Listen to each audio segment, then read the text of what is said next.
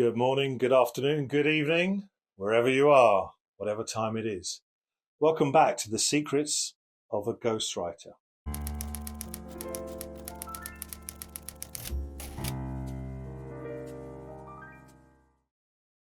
Now, here's a little thing today which is not about the writing, but it's really important. And in my experience, when we get to this bit in the book process, I tend to go over to you on this one. What am I talking about? Talking about photos. Most books, fiction aside, most memoirs will have a photo plate in the middle. How many photos should you put in? Well, that is a good question because photos raise the cost of production. I think I was always advised 16 was a good figure, 8 was acceptable. One thing, if I'm ghostwriting for a client, I say to them right at the start is, while I'm getting on with this, you might want to go up in the loft or in the modern era, scroll your phone. But if you've lived a life that's worth writing a memoir over, you've probably been around long enough that some of this stuff is photographs as we knew them.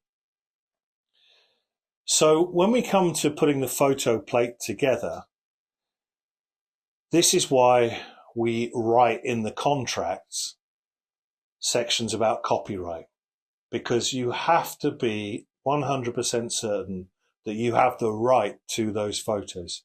If you or your family took them, then unless you're going to get in a legal argument with someone in your family, then you're probably good to go.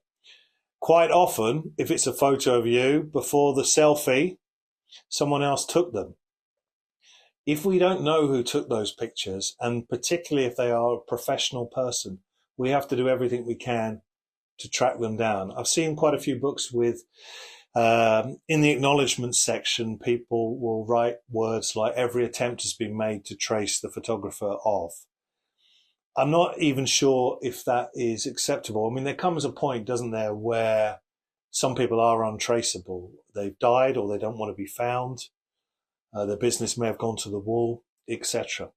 But you've got to make every effort. And also, I think here's the smart point. You should have enough photography that you don't have to put something in if you're not sure. If in doubt, leave it out. Okay, now 2 points on photography, one on the copyright.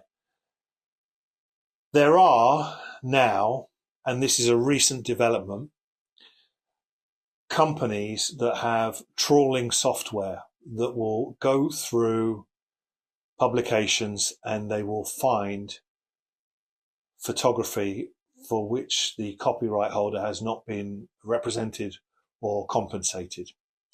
One such company is Pick Rights.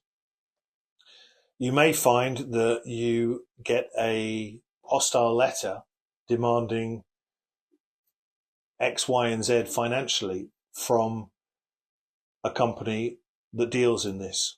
This is a relatively new moment. And also, of course, many authors have put pictures in books and thought, it'll be all right. And the one day that you say, it'll be all right, is the one day that you're probably going to get hassled. You might get away with it for a long period of time, and then suddenly that tap on the shoulder legally is just the last thing you need, particularly if your book is successful. And the more successful a book is, the more someone will want a slice of that cake. So if in doubt, leave it out.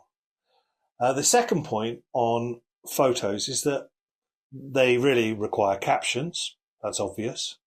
Think about what a caption looks like underneath a photo in a book. Quite often it will have a person's name, it may have a place name, and it may have a date. Now, dates are important because if it's backing up something that's legally contentious and you've put a photo in there where the date is wrong, then that could be trouble.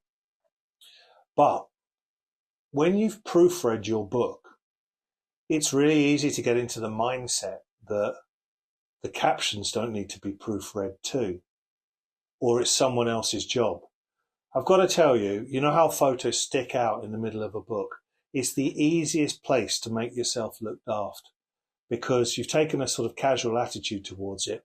But also, if you think about what you are captioning, and if it's a place name, that could be abroad, or it could be at home in the UK where there are lots of hyphens. Let me give you an example. How do you write Newcastle upon Tyne? Do you write Newcastle hyphen small u and then upon, and then small, then a dash and then Tyne? Or do you write it with capital letters? Or do you write it with no hyphens? You've probably got a set way of writing it. Probably every way is acceptable. You must be consistent, and you must be consistent really with what you've written in the manuscript that accompanies that picture. But imagine also if you're abroad, if you're dealing in places, say the former Yugoslavia, and there are accents on words that are not easy to find on your keyboard. Well, you look silly, don't you, if you haven't got that right. And let's just say you've got a picture of Muhammad Ali. How are you spelling that? You think you know, don't you?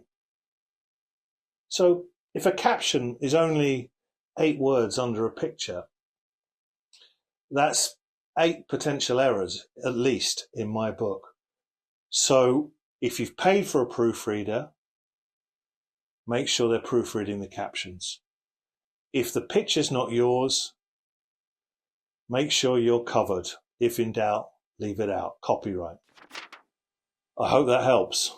And I'll see you next time when the secrets of a ghostwriter continues.